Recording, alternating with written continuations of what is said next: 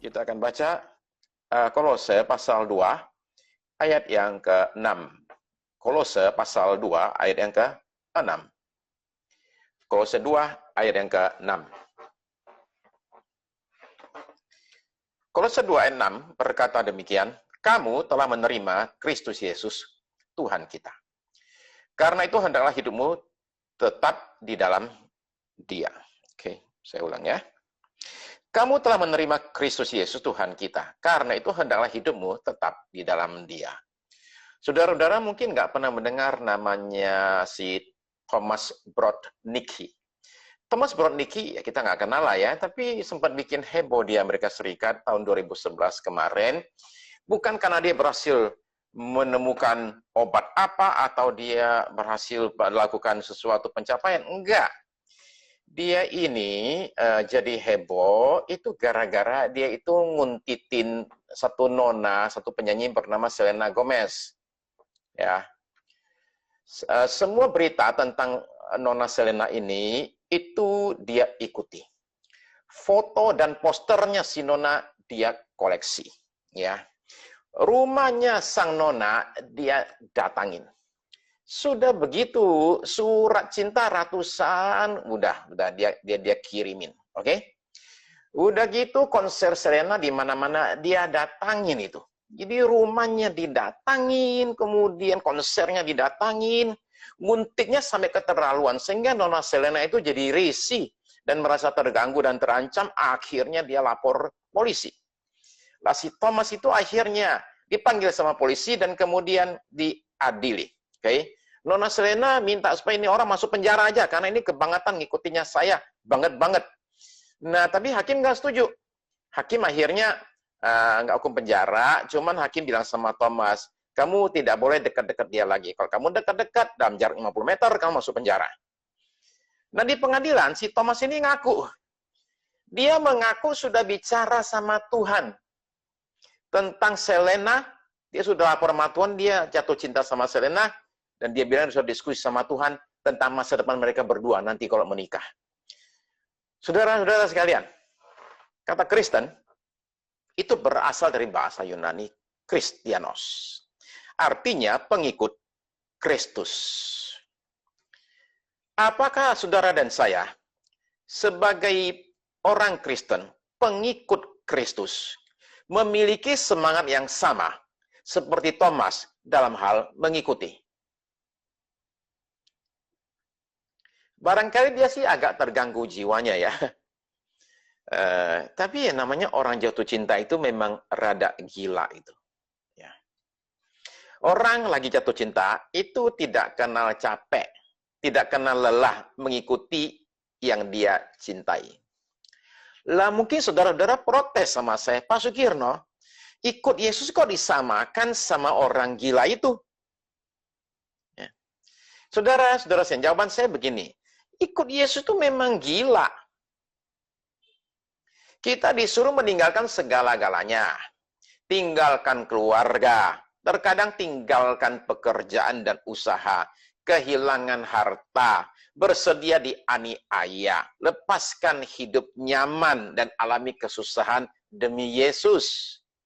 Saya simpulkan ini dengan kata-kata dari pendeta Dietrich Bonhoeffer, pendeta dari Jerman. When Christ calls a man, he bids him come and die. Ketika Kristus memanggil seseorang, dia panggil orang itu untuk datang dan mati. Apa tidak gila? Nah, kalau saudara berasal dari keluarga Kristen, hal ini mungkin tidak terlalu berasa. Tapi kalau saudara berasal dari keluarga non-Kristen, harga yang harus dibayar, seringkali itu mahal sekali. Ya. Ketika saya jadi Kristen, papa saya itu datang dari kampung loh ke Jogja. Saya bertobat di Jogja, lagi kuliah waktu itu. Papa saya itu ngaku terus terang sama saya, dia itu takut naik pesawat. Tapi demi dia mau selamatkan, tanda kutip, anaknya, dia datang ke Jogja. Datang ke Jogja dan di depan saya dia keluar air mata dan minta saya supaya saya kembali, ya, kepada, ya, tinggalkan Yesus, kembali kepada agama kita yang lama. Nah, saya dulu orang yang tidak beragama, saudara sekalian. Ya, saya orang ateis. Ya, tidak percaya Tuhan itu ada ketika saya kuliah. Ya. Nah, saudara sekalian, itu yang terjadi. Ketika seorang itu ikut Yesus, dia bayar harga mahal sekali. Markus pasal 10, ayat 28-29. Markus 10, ayat 28 sampai 29. Ini kata-kata Tuhan kita sendiri. Markus 10 ayat 28, berkatalah Petrus kepada Yesus, kami ini telah meninggalkan segala sesuatu dan mengikut engkau. Memang benar sekali. Petrus itu lagi kerja, dipanggil, dia tinggalin pekerjaannya. Dan dia ikut Yesus. Ayat 29, jawab Yesus.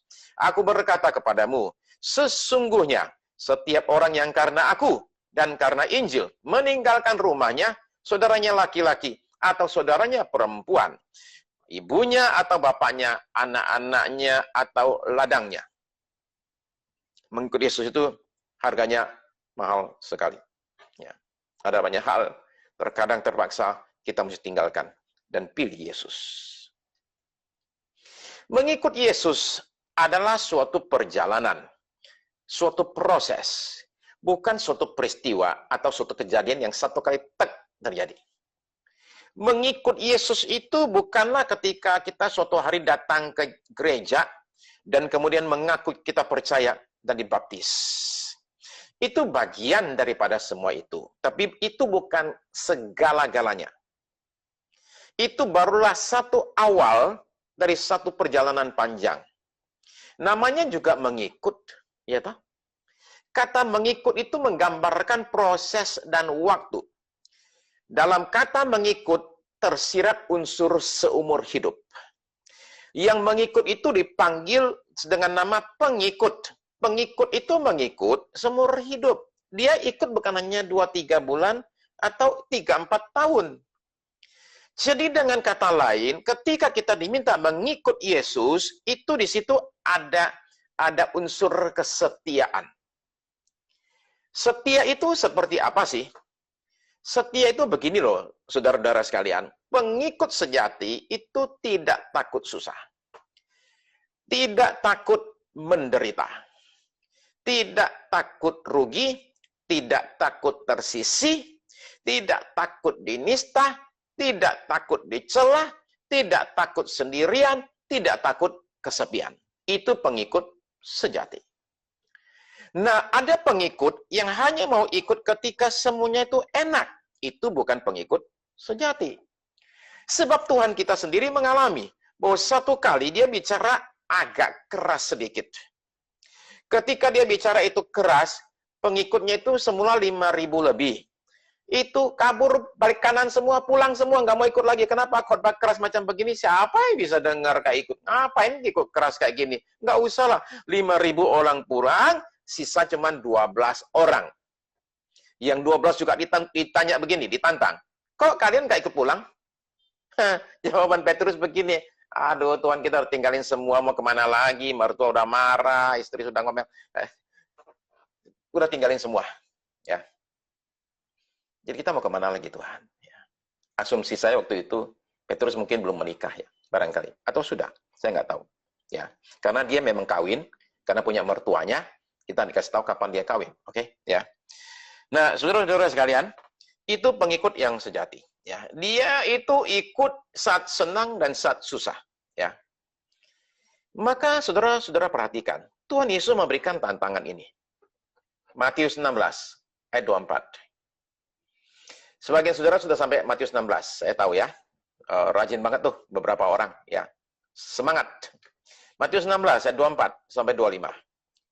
Matius 16 ayat 24. Lalu Yesus berkata kepada murid-muridnya, setiap orang yang mau mengikut aku, ia harus menyangkal dirinya, memikul salibnya, dan mengikut aku. Karena barang siapa mau menyelamatkan nyawanya, ia akan kehilangan nyawanya. Tetapi barang siapa kehilangan nyawanya karena aku, ia akan memperolehnya. Ini kata-kata yang berat sekali. Barang siapa mau ikut aku, ia harus menyangkal dirinya. Dia mesti berkata tidak. Kepada siapa? Kepada dirinya sendiri. Dia mesti berkata enggak. Dia mesti pikul salib, lambang kematian, gambaran kematian. Lalu kemudian dia bisa ikut Yesus. Nah, saudara, saya kasihkan contoh begini ya. Saya kasihkan contoh tentang Profesor Ken Elzinga. Zingga itu pada umur 26 tahun itu sudah dosen di University of Virginia. Nah, lalu kemudian ketika dia baru masuk jadi dosen, temannya sama dosen itu bilang begini sama dia, Ken, kamu hati-hati ya di sini ya. Kamu hati-hati kalau bicara soal iman kamu sebagai orang Kristen loh ya. Di sini nih kalau kamu ngomong Kristen, ngaku Kristen gitu ya, ketahuan Kristen, waduh, karier bisa nggak lama itu di sini. Orang-orang sini itu hostile ya. Nah, tapi suatu hari Ken ini itu ternyata setuju untuk bicara di persuan doa mahasiswa. Nah, jadi bayangkan hari itu, dia lihat wajahnya itu gede-gede terpampang di poster. Satu poster undangan kebaktian. Ditaruh di dinding salah satu bagian dinding kampus.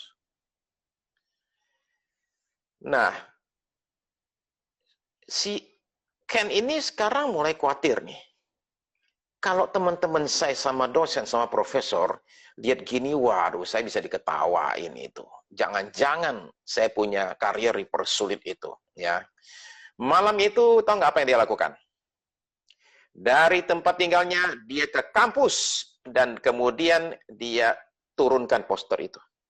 Ya, turunkan posternya. Nggak mau kelihatan orang. Dia gulung, dia bawa pulang. Sepanjang malam nggak bisa tidur. Besok pagi-pagi dia kembali ke kampus. Ngapain? Pasang lagi posternya. Ya. Pasang lagi, karena malam itu dia kepikiran terus. Dia menyimpulkan bahwa hidup saya ini bukanlah masalah karier atau ambisi saya pribadi. Tapi bagaimana saya mesti menjadi murid Kristus yang setia. Ya. Dan kalau murid yang setia menurut dia, saya nggak bisa ngumpet-ngumpet. Nggak bisa. Ya. Nah, akhirnya apa yang terjadi pada Ken? Dia akhirnya ngajar di situ selama 40 tahun berikut. Sebagai profesor, nggak ada yang pernah masalahkan dia. Ya, tetap seorang pembicara yang diundang kemana-mana. Ya. Nah, jadi saudara-saudara sekalian, demikianlah seseorang itu ketika ikut Yesus, itu seringkali mesti bayar mahal, tapi dia mesti menyadari, kalau dia mempertahankan nama baiknya, mempertahankan nyawanya, mempertahankan segala-galanya dalam hidupnya. Ketika dia mempertahankan, dia akan kehilangan. Tapi ketika dia siap kehilangan semuanya, dia justru mendapatkan banyak sekali. Itu juga salah satu yang saya alami dalam hidup saya. Ketika seorang bersedia untuk kehilangan, dia nggak akan hilang. Dalam Kristus, ketika seseorang itu bersedia kehilangan, dia justru dapat banyak sekali. Nah, saudara-saudara, pengikut sejati itu nggak bisa dibayar untuk pindah kesetiaan. Kecuali pengikut, ya, yang inilah ya, yang tidak sejati, pengikut-pengikut yang biasa-biasa begitu. Ya. Belum lama, kira-kira 2 tahun lalu, saya ini nonton satu video pendek sekali, hanya kira-kira 2,5 menit gitu, dibuat oleh Liga Sepak Bola Jerman. Isinya itu apa? Isinya adalah tes loyalitas kepada 3 orang fans dari 3 klub, yaitu Borussia Bayern München, Borussia Dortmund, dan kemudian Borussia Mönchengladbach. Ya, ini 3 klub bola. Jadi 3 orang yang dianggap supporternya yang paling setia itu dipanggil 3 ini. Kemudian dikenalin masuk satu ruangan, mereka nggak tahu di situ ada video kamera yang merekam reaksi mereka. Mereka duduk, datang 2 orang, kemudian nawarin mereka. Ya, ini masing-masing ini ditawarin begini. Kalian mau nggak ganti dukungan? Semula kamu dukung Bayern München, sekarang kamu switch deh, dukung musuhnya deh, ya. Borussia Dortmund, ya, oke? Mau apa enggak? Nah, kuncinya di sini, saudara sekalian. Yaitu mereka ditawarin uang sampai 200.000 euro. Kalau bersedia pindah, oke? Ganti kaosnya, atau ganti tempat duduknya, pindah. Mau apa enggak?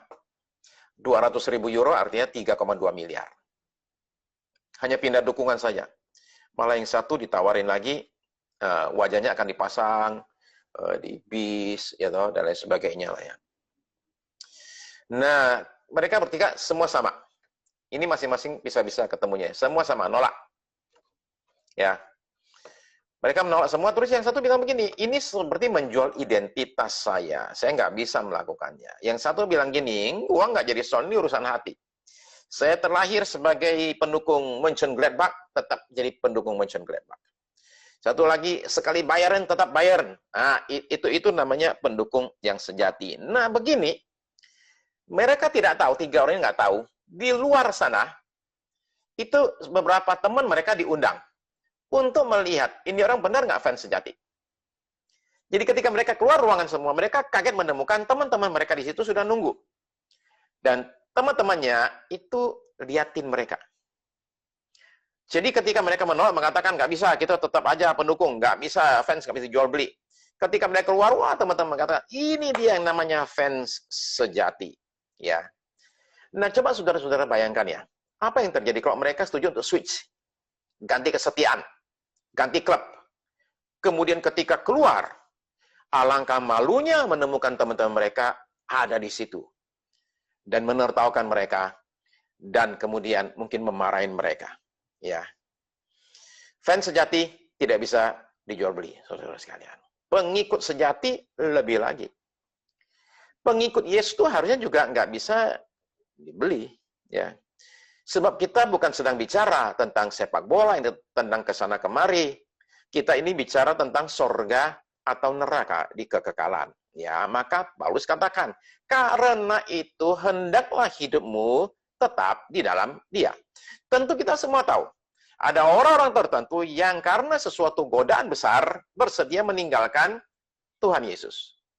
Mereka demi seorang pria, demi satu rumah tangga, demi satu jabatan, demi uang banyak, demi satu kedudukan, itu mereka akan bersedia untuk switch. Ya. Nah, orang-orang demikian tidak pernah sadar bahwa suatu hari mereka akan tiba di satu tempat, di suatu pengadilan. Di mana yang mengadili mereka di sana adalah pribadi yang mereka khianati itu. Saudara-saudara sekalian, dalam kata ikut juga tersirat unsur memperhatikan dan meniru. Itu namanya ikut. Pengikut itu harus tujukan matanya kepada yang dia ikuti. Kalau tidak, dia akan kehilangan yang dia ikuti itu. Ya, jadi tidak hanya memperhatikan dan mengamat-ngamati, tapi si pengikut ini juga harus meniru yang dilakukan oleh yang dia ikuti itu. Jadi kalau yang dia ikuti itu belok kiri, pengikut harus belok kiri. Yang dia ikuti itu belok kanan, dia mesti belok kanan. Kalau yang dia ikuti itu naik kereta, pengikut harus naik kereta.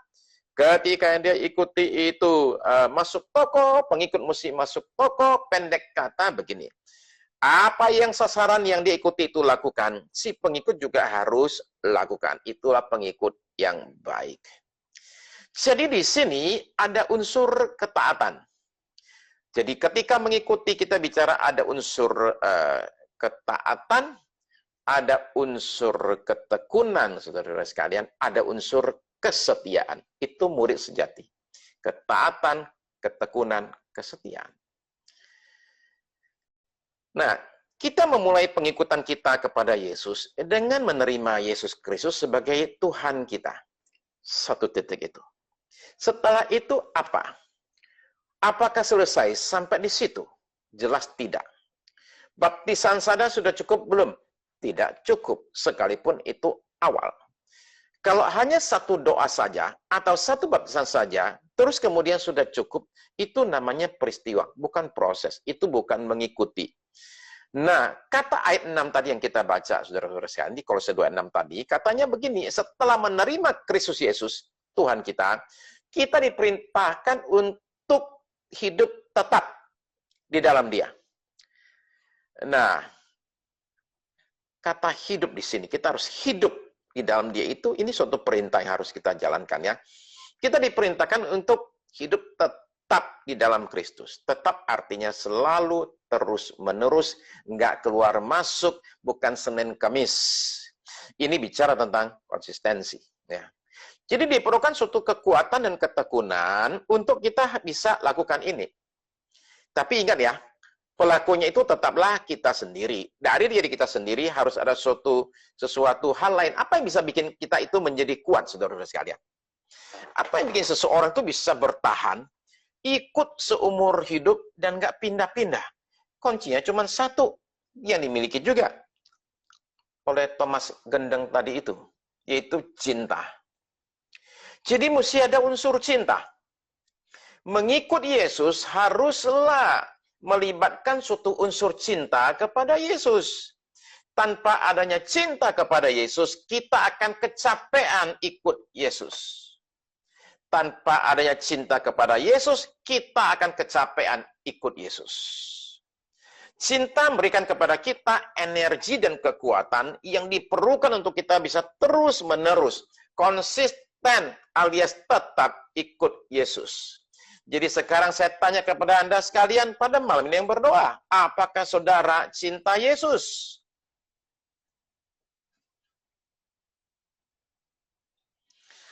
Tentu cinta yang dimaksud di sini bukanlah cinta romantis yang pakai deg-degan itu loh, ya kedepak-kedepuk itu loh, bukan. Ini adalah cinta agape, seperti yang dikatakan oleh Yesus. Kasihilah Tuhan Allahmu dengan segenap hatimu, dan dengan segenap jiwamu, dan dengan segenap akal budimu. Semua yang ada pada kita, itu kita berikan untuk cinta kepada Yesus. Ya, semua kita kasihkan. Semua kekuatan yang ada, segenap hati kita, segenap jiwa kita, segenap kekuatan kita, akal budi kita, dan hati kita, semua diarahkan untuk cinta kepada Yesus. Agape adalah cinta yang bersumber dari kehendak. Dia bukan main di perasaan. Karena itu dia bisa diperintah-perintah. Hai suami, kasihlah istrimu. Kasihlah Tuhan Allahmu. Itu semua perintah. Nah, ini adalah cinta yang sifatnya tidak egois dan selalu memberi. Nggak mikir saya dapat apa. Dia selalu memberi duluan. Agape adalah bentuk kasih sayang atau cinta yang paling tinggi dan paling murni. Kita diminta all out, habis-habisan, total dalam cinta kita kepada Yesus. Perhatikan kata segenap tadi ya, dengan segenap hatimu, segenap jiwamu, dan segenap akal budimu dalam satu kalimat dirangkai semua.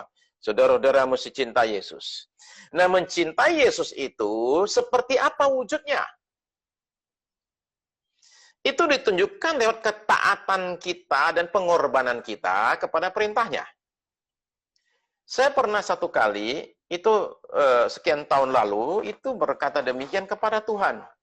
Saya bilang, Tuhan, kok aku ini nggak merasa aku ini punya sesuatu perasaan cinta kepada Tuhan seperti gimana gitu loh. Saudara tahu nggak, begitu saya ngomong gitu dalam hati, pada saat itu, detik itu juga langsung muncul dalam pikiran saya beberapa kejadian dalam hidup saya, di mana saya memutuskan untuk against all odds, ya. Untuk saya itu melakukan sesuatu yang kelihatannya nggak mungkin susah, sesuatu yang memerlukan pengorbanan besar dalam hidup saya. Untuk saya ikut Yesus. Nah, itu adalah bukti cinta yang tak bisa dibantah. Kata Yesus, Yohanes 14 ayat 15. Yohanes 14 ayat yang ke-15. Jikalau kamu mengasihi aku, kamu akan menuruti segala perintahku. Tidak mungkin kita mengaku cinta Yesus, tetapi melawan perintahnya. Jikalau kamu mengasihi aku, kamu akan menuruti segala perintahku. Nah, saudara-saudara terkasih, jadi kita harus cinta Yesus. Dan diwujudkan dalam bentuk ketaatan dan dalam bentuk pengorbanan. Tapi sekarang pertanyaannya, dari mana bisa munculnya cinta atau kasih itu? Dari mana datangnya cinta ini yang saya secara manusiawi merasa tidak memilikinya? Dia muncul, cinta itu muncul ketika kita itu menyadari betapa dia sudah mengasihi kita dengan kasih yang luar biasa yang diwujudkan di kayu salib.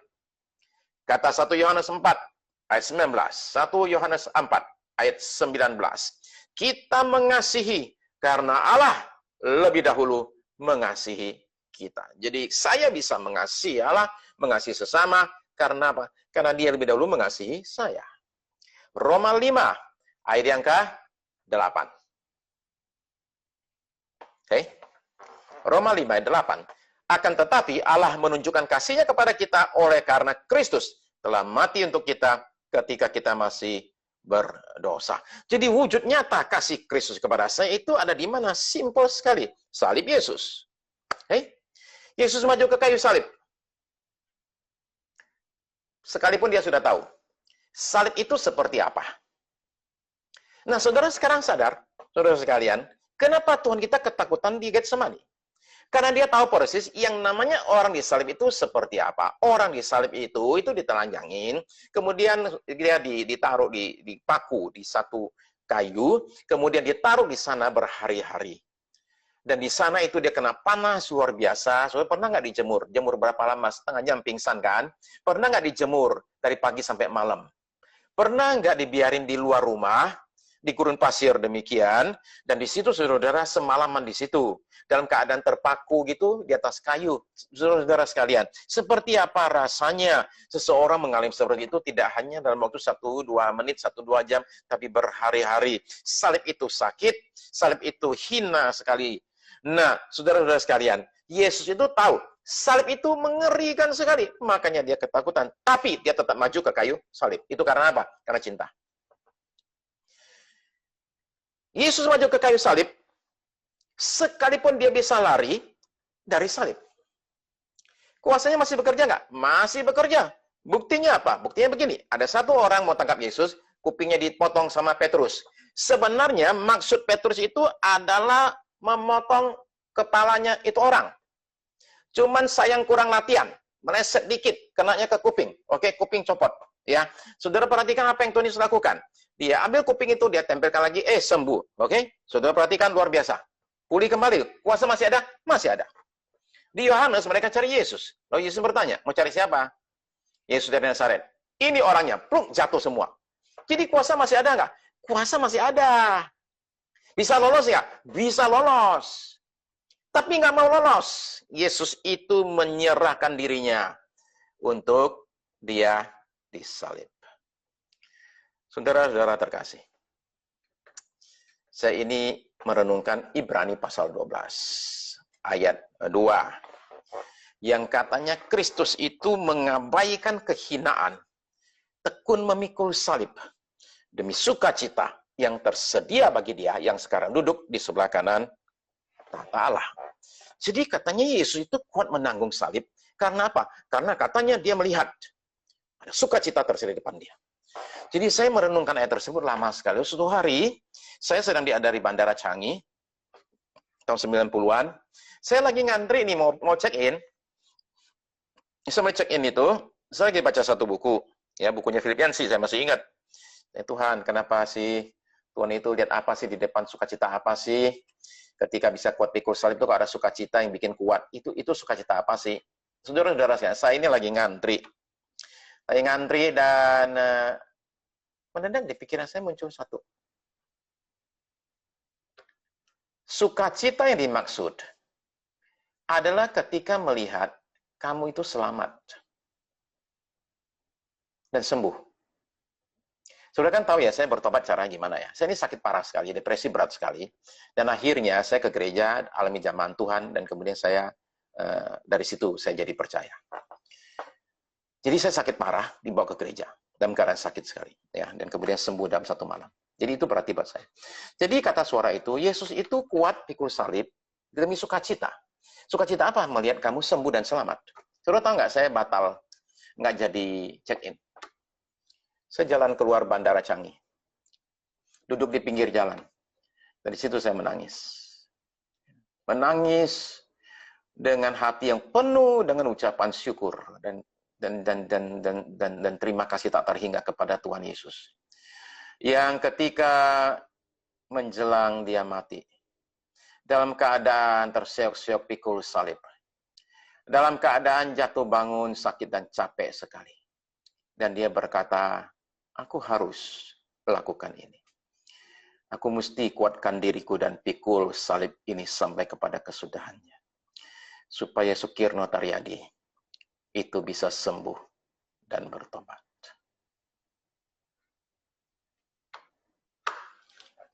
Saudara sekalian, saudara tahu juru selamat kita itu, ketika meninggal itu, wajah-wajah kita melintas di depannya. Dan dia pikul salib itu. Dan dia dapat kekuatan yang luar biasa. Karena apa? Karena dia ingat akan kita. Dia ingat nih, Jenny Tobagus.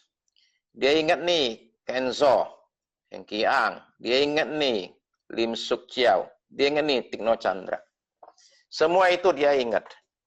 Dan dia kuatkan dirinya supaya nama-nama ini bisa selamat dan sembuh.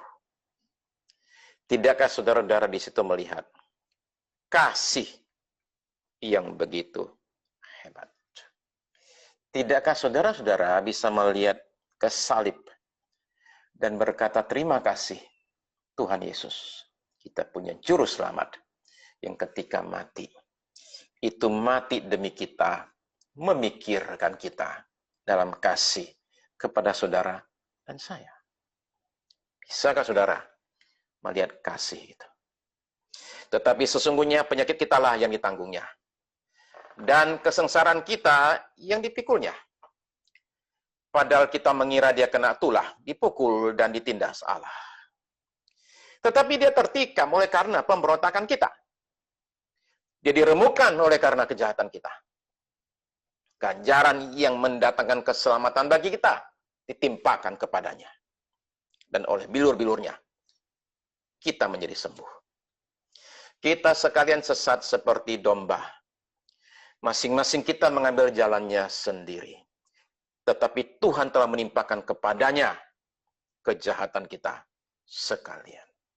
Dia dianiaya, tapi dia membiarkan diri ditindas dan tidak membuka mulutnya.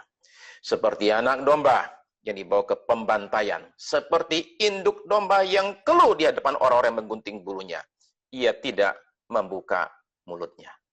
Saudara-saudara sekalian,